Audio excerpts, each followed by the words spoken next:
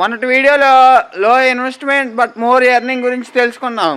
అలాగే ఈరోజు వీడియోలో ఆ వీడియోకి అయితే 2 కామెంట్స్ వచ్చేయండి. ఒకరేంచో అన్న పానీపూరి గురించి అయితే వద్దు కానీ ఇంకేదైనా దాని గురించి చెప్పని, ఇంకొకరేమో వర్క్ ఫ్రమ్ హోమ్ గురించి చెప్పమన్నారు.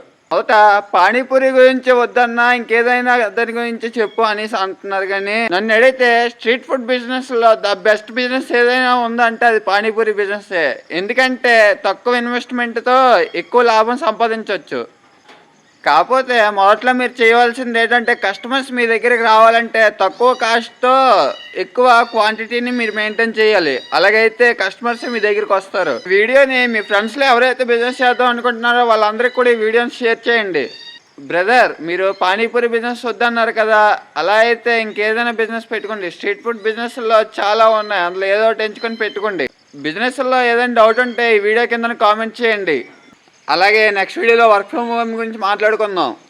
ఈ వీడియోని లైక్, షేర్ అండ్ సబ్స్క్రైబ్ చేసుకుని నాకు మంచి సపోర్ట్ని ఇస్తారని కోరుకుంటూ మీ యూత్ ఫార్ములా 136.